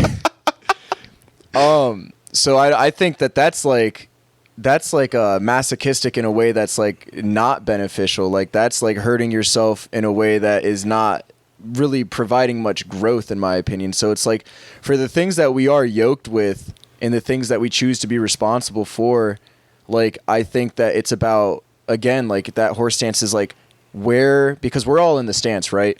So it's like, where am I going to optimize this? Like, do I need to like squeeze more here? Do I need to breathe better? Do I need to like sink into this more? Like, is my tongue in the right place? Like at the roof of my mouth? Like, am I focused? Like, am I participating in this, and am I doing this in a way that is excellent? You know, it's about striving for excellence. And like, you know, for me, it's like, I'm a family man. Like, I have my fiance, I've got 2 stepkids, I got my baby on the way. And like, for me, it's like, I guess the discomfort lies in when I have decisions to make, and you know, it's between, do I get to drink caffeine, for instance, and alleviate this feeling of drowsiness, or should I just get on myself, acknowledge that I'm tired, and tomorrow or tonight actually go to bed at an appropriate time? Like that's like a discomfort. Like it's like a part of the process. Like that's a small example, but you know, it's like when given the ability to remedy something conveniently and in a way that is just comfortable, like, okay, I am feeling like I want a dopamine hit. Like, let me pick up my phone and watch, you know, Facebook videos and stuff like that, or YouTube. Or like, what can I do to be more mindful and to contribute to me being a better man so that I can be a representation of, you know, the things that I want, or just not occupy my time and space with emptiness, you know, so that I can at least be not what I don't want to be, you know, so that I can stay on my P's and Q's, and maybe that space opens up time for me to have a or a conversation where I contribute to like my family. Like maybe me not being on my phone means that my kid gets to talk to me and we get to play with kinetic sand that day, you know, or you know, whatever it may be. Like maybe we have a conversation, my fiance and I, like where we normally want to sit in bed and like just be like decompressing, you know. But like, yeah, I guess that for me is like looking at, it's like polishing that rock or whatever it is. But I always try to find things in myself that I see like occupying me, and I just ask myself, what is this contributing to? And is this like me being the best way I can be for myself and for the people around me?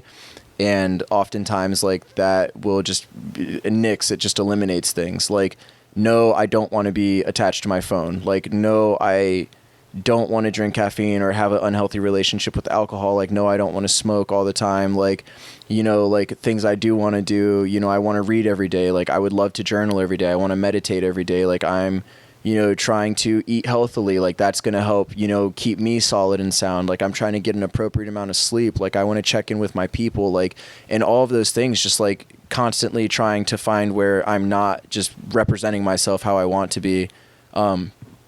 For me, that's the process. And like, that's why I don't think it's so radical. You're right. Like, and I think as far as like seeking comfort, like, I think what happens is that when you come from uncomfortable like situations, like, so because I remember you were saying like people might see it as like a place of privilege to be able to afford more discomfort. Yeah. And like, I thought about that, and it's like, well, you know, I'm not necessarily, like, we're all privileged in this room. Yeah. You know, we're in America. Like, our homeless are probably privileged compared to other people. Facts. So, like, let's count our blessings for sure. Of course. But at the same time, like, we've definitely seen some real life. Facts. And, you know, wherever you go, that is still going to be recognized as some real shit. So, like, you know, it's not been just, you know, unicorns and rainbows over here. But, like, for me, it's like, if you are given a weight to move, like, and you're working out, like, if you want to grow, like, you have to tear your muscles. And so it's like, then that does become easier, to your point. And then like to gain more, like, you have to add more weight. And so for me, it's like, I think what happens is people get yoked with a life that is too heavy, or they don't engage with it, or they don't try to like work after it until they can move like that weight. Like, I feel like they're not like dealing with things in a way that's actually like chipping away at the discomforts that are already present for them. Like, they hide from it, they shelter from it, like, they find things to like console themselves, like, they find distractions so that they never actually have to lift the weight or do the work to be strong enough to deal with their life. And that's why it comes across as crazy, because why would you be hungry if your plate's still full of shit? So it's like, once you start moving in that direction, like, and you can actually like clear your plate and handle things as they come to you, and like do the work of mentally trying to accept and find understanding and appreciation and gratitude for where you're at and what you have.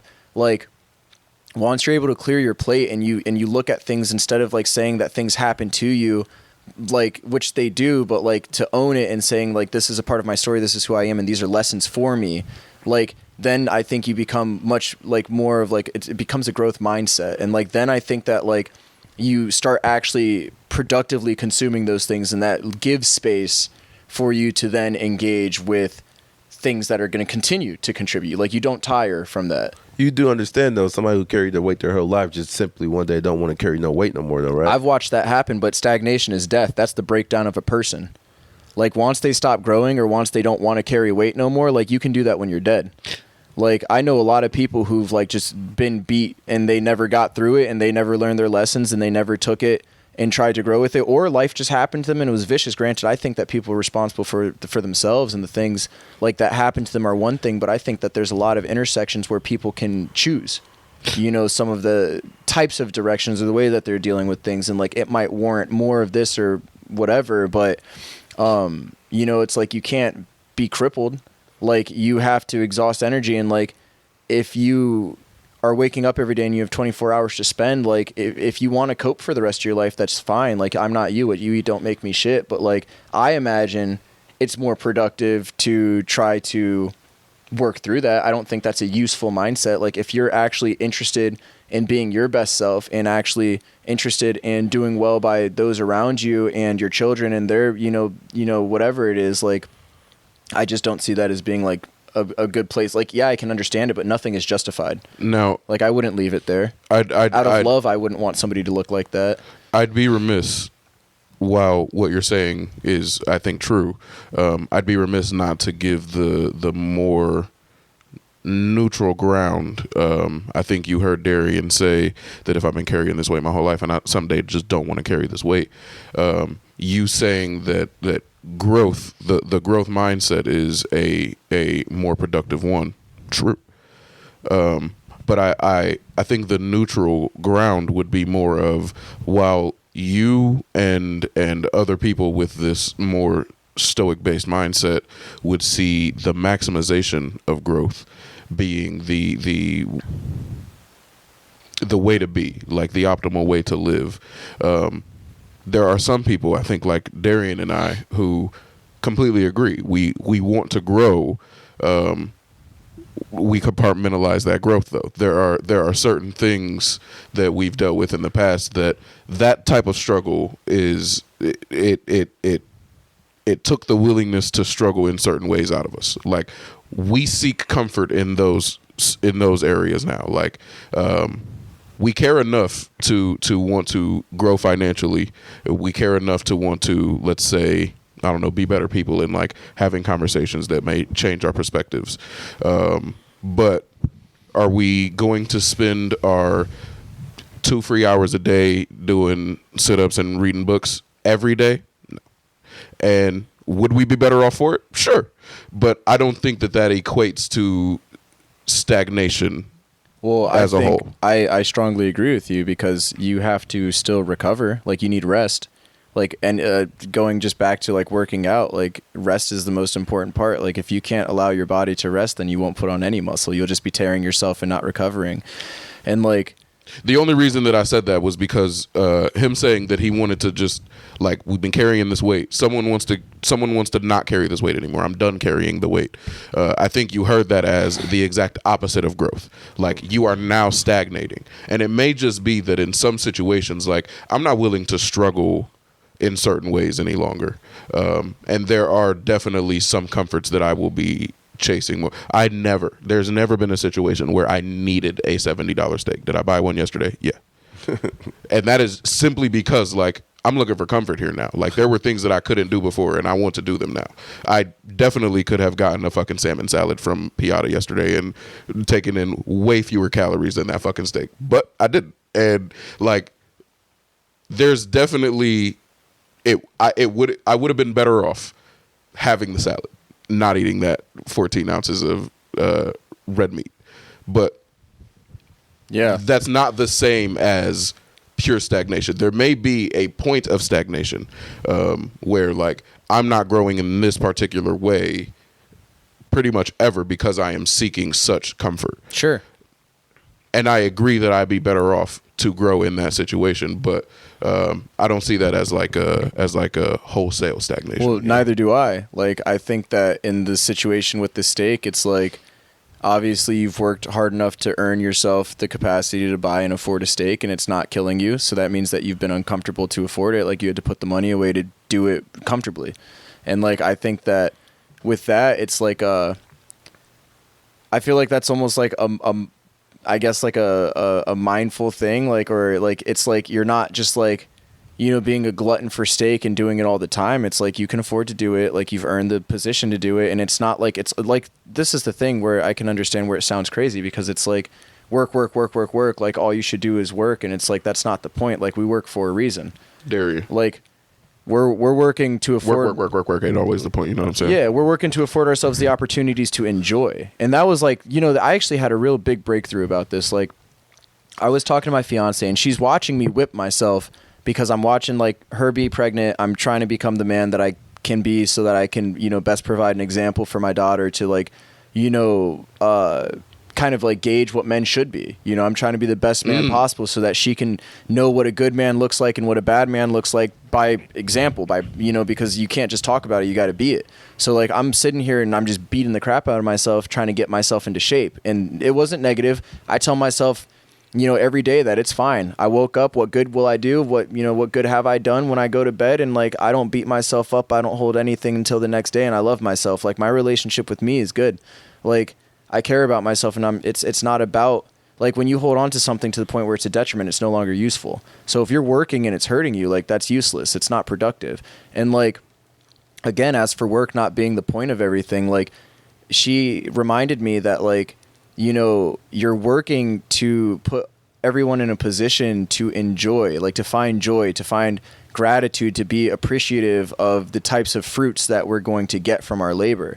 And like, you want to love the process. Like, you want to be convicted enough and have a good enough why to justify and make sense of why you are doing this, why you're so driven. And it's like, I think that it's all about moderation. It's a complex circumstance. I think that it looks completely different for completely different lifestyles, because there's nobody who's ever like, you're not going to be like some ubermensch. Like, you're not going to just like be, you know, Jesus, or like, you know, be 100% like together.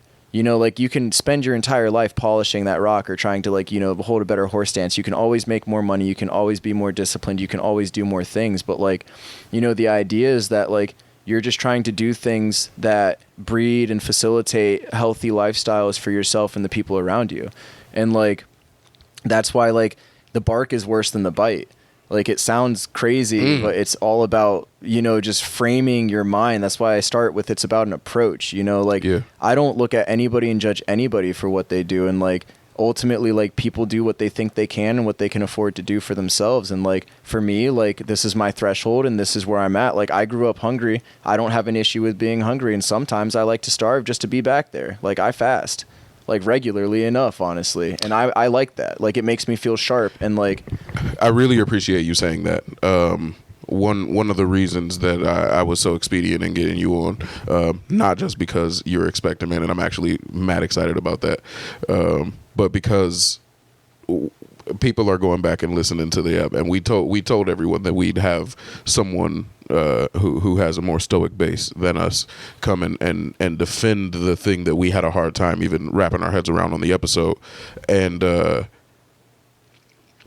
unanimously, it has been agreed that the idea of seeking discomfort, seeking struggle, is one that sounds of privilege, as you said. Well, one person, shout out my cousin, man. One person even said, like, that just sounds like some rich people shit. Yeah. And it does. And I make sure every time, even in the episode, I make sure to say, like, one of the people who lives this way had it harder than anyone else that I know. And it's you. Like, you had it tough growing up, bro. Like, you had it. And I think that gives such credence to the idea that you have learned to harness this mindset and force yourself to be better on such a regular basis and in such a natural way, because I do think that it often will come off as like a specifically privileged mindset to have. Like if you don't have enough struggle that you have to go seek struggle, then you are in a position that I can't even imagine myself in. But you got yourself to a position where you have to seek struggle. You were not born in a position where you have to seek struggle. Yeah, or even like I think the word seek is kind of a scary word to use because like again, like who is seeking like struggle? Like I think it's more about preparing for it. Like I think it's more about being ready. I think it's more about like keeping yourself like sharp and like staying like the world is already hard. It's gonna find you. And but in know order that. to do that's that, inevitable. In order to do, you just told us that you like to starve yourself. You go on fast on purpose. I do. That is seeking It could the be discomfort. It could be said as such. It could be said as such. Did you forget? Forget what? I love hunger was I like? fucking love that question. Forget what hunger was like? Yeah, like, I don't want to forget. I don't need, but I can't forget. Is my level. Wow. I can't forget. So I would never need to fucking fast. Like that's what I don't. So that's like crazy to me because it's like one of those things where it's like I heard something that and somebody was like, you don't just get to like be tough once and you're just tough. Like it's a practice. Like it's something you got to keep doing. Like just because you were hungry once, like to me, it's like. I get it. Like I too, like I get it. Like bro, I've been starving. Like I've ate sleep for dinner and waited for the next meal. Like, you know what I mean? Like, but yeah, like for me, it's like, it's just about staying grounded in that, bro. Like, because it's for me, it's like, I don't look at it like, and this is what I mean, like clearing your plate. Like, I'm not looking at it like this is so bad or this awful thing happened to me. Like, I look at it like, Look what you got out of it. Yeah, exactly. Look what like, you got it out of made it. me tough. Like Look where it now, put you. because of that, I'm so grateful for food. Facts. Like because of that, like I don't waste. Like because of that, like when I do have food in my stomach, like I pass my fridge. Every time I pass my fridge, I open my fridge, and every time I open my fridge, I look at it, and I'm like, this is fucking awesome. I don't grab nothing. I just like to see shit in my fridge, and I'm fucking happy to see it, bro. And I'll close it, and I'll walk by and still be hungry. Like, and it's just like. Bro, like I'm not mad about it. Like it was what it was. My parents were doing what they could, and like I'm grateful for it because like it gave me the opportunity to be the man I am now, and like it gave me more opportunities to like have understanding and empathy for the types of situations that are on out there. Like Facts. it gave me like a type of existential weight and like Facts. all of these things that are like what we'd consider misfortunes are like as long as I'm alive through it, like I have nothing but gratitude. Yeah, like you it was an opportunity for growth, and that's what I mean, like clearing your plate. Like once you can overcome the things and like learn to love like the things that are part of you, like and you're not bitter about the things that you're like that have contributed to you, whether it was bad, good, or whatever. And I get it when people can't get over stuff because some shit is fucking horrible, and there's things that like. Again, it's in my worldview, like there's nothing that I don't want to be able to like learn to love. So for me, like I recognize that that's not acceptable for me to not get over something in that way. But like I do understand when people can't because it's vicious and some things really are debilitating. Like not everything do you just bounce back from. Some things leave a permanent mark, and I get that. But for the things that I can, like all I have control over is my response to things and my worldview and my interaction, the things I want and how I choose to go about it. So like. What I know about myself is that I want is what I want is good. What I want is love. What I want is excellence because I want to do better, you know, than what I maybe got to experience for the people that I care for. And like, again, it's not about finger pointing. It's just about taking that and being grateful for all the things that got me to this point because like I love what I'm doing, who I am, and the time I get to spend. It's a blessing every second I get to breathe. And like, yeah, I don't know, like with the starving thing, like I get it, but like, I don't know, like, for me, I don't want to forget it. Like I like the sensation. Like it reminds me of like my gratitude. It reminds me of my convictions. It keeps me feeling sharp. Like, and I don't think that's like the only way. I wouldn't just tell everybody to go fast, but that's what I'm saying. Like that's modeled towards me. Yeah. Like that's something I do that keeps me feeling grounded. That keeps me feeling present. Like just yesterday, man, I didn't eat for almost 24 hours. Until I ate just this morning, it was almost 24 hours that I hadn't eaten just cause like, it's just natural at this point. I just like, I'm just in it. I get into it and I like it. I really like the phrase, you don't get to be tough once and now you're tough. Yeah. That's fucking practice, beautiful bro. because that's facts. Everything. And I think a lot of times, what you identify with, no matter how often you have had that experience or given off that impression, what you identify with,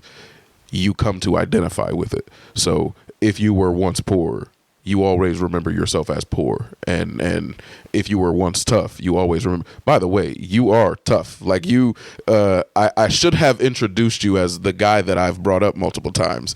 How you were. I can't remember which one of y'all. It was you or Jordan that brought up like tongue rings and how like that automatically means that, you know, like you kind of sus. Yeah. That's crazy. This is the first dude that I've ever known You do not say crazy shit, though, right? who had a tongue ring. Like, Fact. This is the I'm first. figuring it out. This is. I only ever knew one guy with a tongue ring, and it was you. And you also beat the fuck out of people. Like that's like your whole vibe. I have like 3 different versions of you in my head. Yeah. Like first off, you know, nigga who wears the mink. Fire for one. Crazy. The MMA That's the fire. first person you saw, right? First person. Yeah. But the first version I heard of you was MMA you. Yeah. So it's like was a monster, I by the have way. like different versions of you in my head. Hey, bro, I got different versions of me. So, Like, yeah, that's a good thing. There's Yeah. a me for every circumstance, and that's a matter of being adaptable. Like, bro, I've always been on the fray, bro. I've always been fringe. Like, I feel like when you're born, especially, and this is like, I don't know, man. Like, when you're biracial, bro, like you're born into a estranged position. Like, I immediately was born into a family that did not accept me both ways, damn near. You know what I mean? Like the Too white white side to didn't be fuck- black yeah, and too exactly. black to be white. Yeah, By that's far. a real sweatshirt right there. Yeah. And yeah, bro, like not only that, but it's been so complicated. Like I got my 9 siblings. I've got a Christian father, a Jewish mother, and Muslim brothers and sisters. I went to a Jewish school. That was a private school somehow, even though I played football in inner city Akron and grew up in You Kenmore. literally don't fit in the box. Like, Bro, Yeah. like it doesn't. Facts. And anywhere I've ever been, like I've always been an outlier. So And like, you've somewhat assimilated to that naturally. yeah. Like your interests as well as like the things that you strive for almost put you in that same place where you are just so multifaceted that you are you in the most individual way. But it also makes sense to me though, and I say that because like He grew up so eclectic. you could never be comfortable because there wasn't a box you fit in. I wish. Yeah. I dude, there's so many. I dealt with some serious loneliness, bro. So it's like I dealt with some serious loneliness over that. That shit does typically. It wasn't cheap. I can say that from my own personal experience that definitely breeds a certain type of person. Yeah. Like there's a certain type of resilience that you build up, and there's also a certain type of interaction style that you end up with when you spend a lot of time with yourself.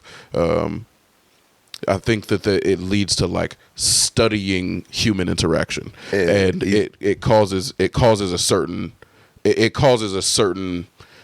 interaction on the other side. Well, A when certain you- style of interaction on the other Yeah, side. when you constantly have to reevaluate your position to something and you never feel like you are just a part of the group, like that brings about so much like awareness just in general. Like you have to be self-aware, you have to be aware of other people, you have to understand where and how you occupy space, and like it definitely breeds all sorts of manner of characteristics, good and bad. Yeah. There's a In lot fact, of, it makes sense because before we even started recording, I figured out you cared about your interactions with people, yeah. and me, I don't give a fuck. Yeah. So it makes sense because like You've been things like- accepted. yeah, like Yeah, you've Yeah, been in the crew. I've been straight So- up ousted, bro, so many and times. I feel you so much on that, and especially like Darian will tell you, like over the last 4 years that we've been close homies, man. That happens a lot where he'll let me know that I am on the outside still of the things that he knows as normal, and it's like, bro, I was literally alone. Like I was alone trying to figure out like what is even human interaction. Yeah, Like, what bro. even is this shit? Yo, that's so crazy you say that, because like that makes like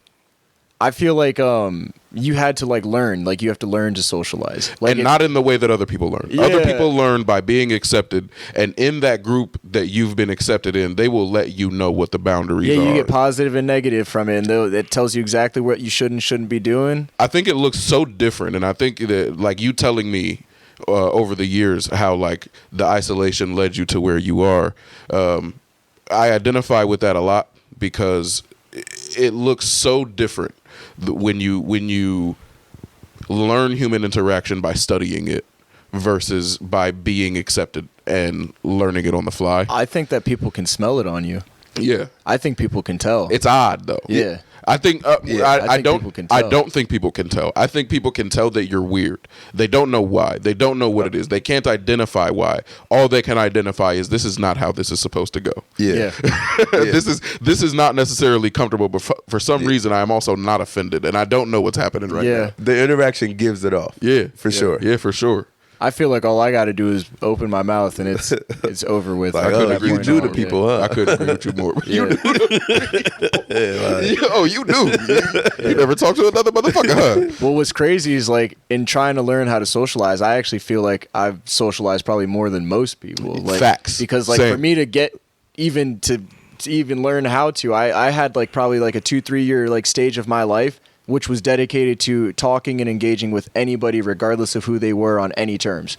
Like if I saw somebody walking by and they were a stranger, I would say hi to them just to force myself into a social interaction. Me too. Just to try to figure out like as many different angles as I could. Like I feel like it almost makes it like you like have to be so rational and logical about like how you go about things, the way Legit. you're trying to decode things, and the way like you do that is by feeding yourself more data points. And like for me, it's all been about like gathering patterns of like people and like seeing like where they're from, how they act, like how they carry themselves. And then when I meet a new person, like, and I've done this so many times now that like I feel like I get to put together a person from all the other people I've met, and I like stitch them together, and like I try to understand exactly what's in front of me like immediately. Like, And more times than normal, you are able to know more about a person than they reveal, and there's a level of comfort along with a level of discomfort that comes with that on their side. there's a where lot of tells, bro. They'll be like, how did you know that? And Yeah. it almost breeds a more quick connection. Yeah. But it also breeds like a curiosity of who the fuck are you and It how. can also breed some animosity No too, question. man.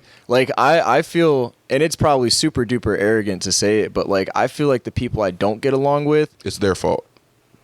yeah, because I feel like I smelled your shit and I said something about it. Like Yeah. I acknowledged it, and like I see that you're hiding, you have some insecurities, there's something up with you, and I've like accepted all the other shit that I smelled too, bro. Like you're good, man. Just be comfortable but they here. get like they get real tweaked about it. Just Like be they know, comfy, I bro. feel like they know you see them. Like Yeah. and it's like I don't know, man. Like it's an interesting dynamic because I think that there are a lot of people that only know us as our quote unquote educated selves, so they have a hard time even hearing that like niggas was alone, niggas was really lonely Bro. as shit, and like you'll tell people like, oh yeah, this came from like I didn't have a person, man. I didn't have shit. Yeah. And they'll be like, bro, everyone loves you. Like, I can't believe it. It's like, you're welcome. Like, Yeah. this is work. This was work. A lot of it, and that's why I'm so like convicted, like with who I am. Like I built myself. Like my Facts. qualities are not like just assimilated, like and given to me. This is like, thoughtful. Yeah, like Every move. Yeah, like this was very intentional. Like Yeah. I spend every day like thinking about whether or not I'm representing who I want to be. Like that's the person I look at. Like, you know, like I have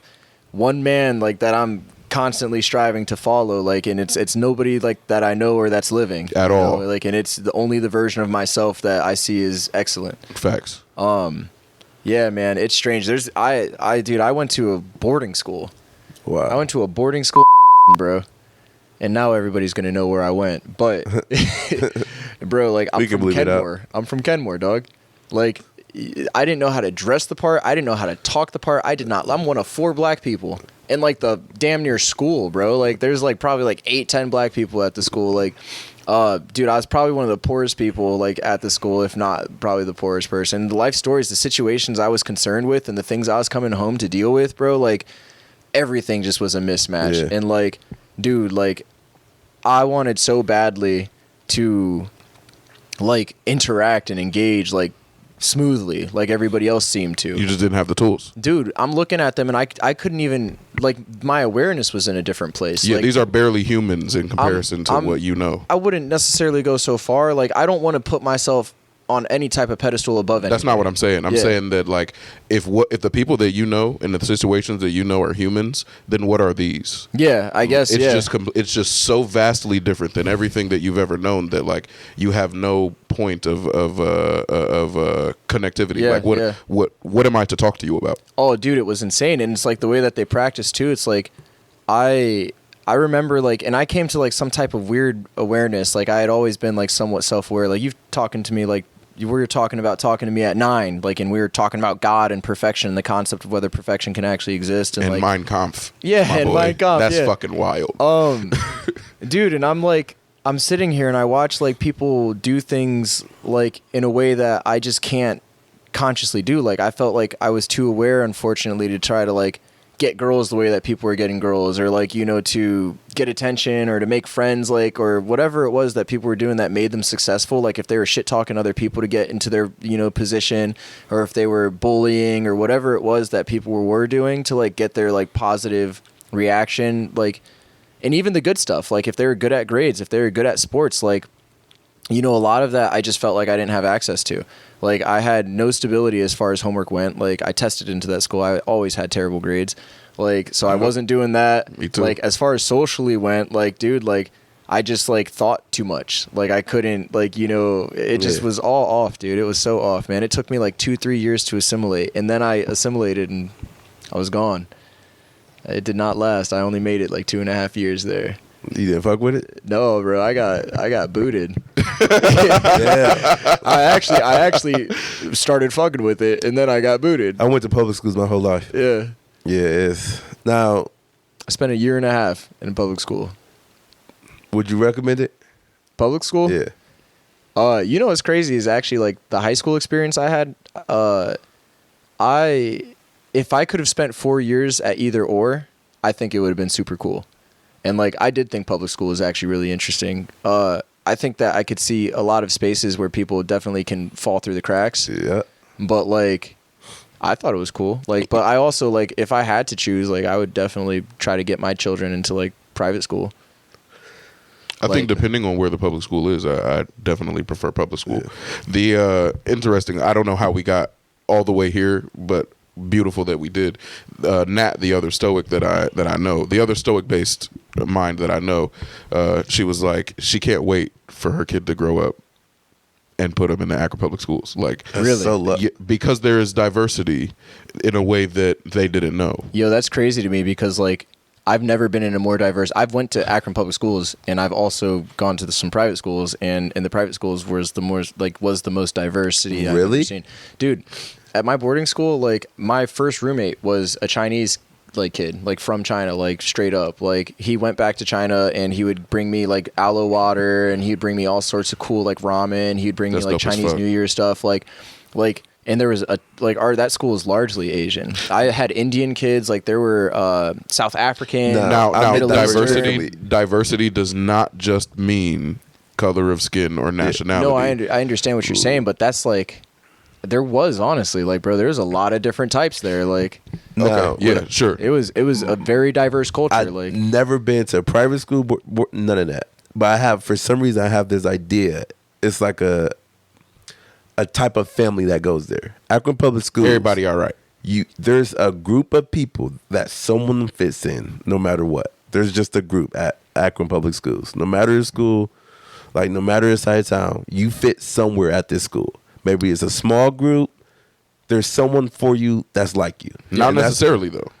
Like, that's what like we experienced that not being the case. Do you think it's just harder to find?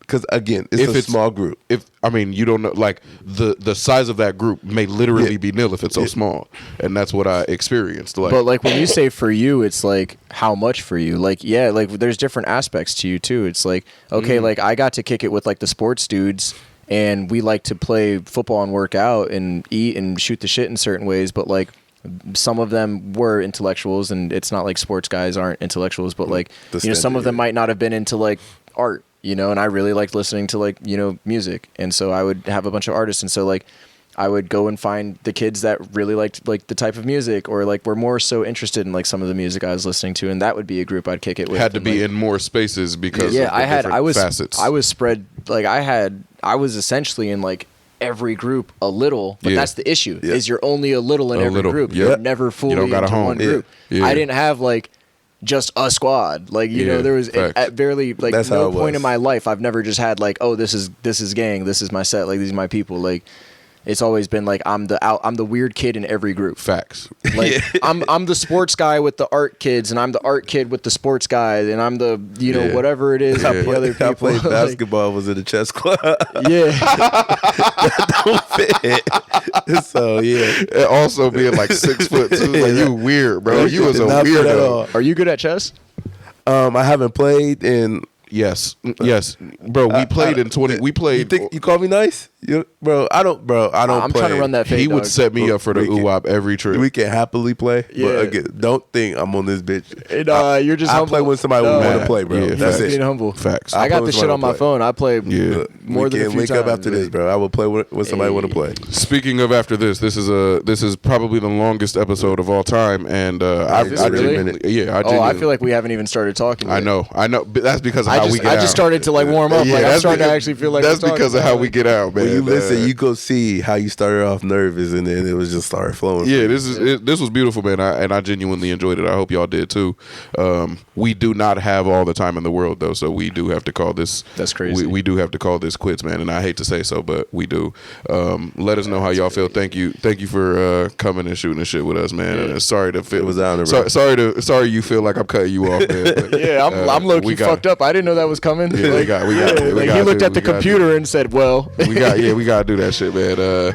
Let us know what y'all think about the stoicism. Let us know if you in a growth mindset. Let us know how you feel about tipping culture, as well as the last time that you were a nigga unnecessarily. Let us know at the Overly Opinionated Pod on Instagram, at the OO Pod Boys on Twitter, or the Overly Opinionated Pod at gmail.com. For the Jesus. See you next Wednesday.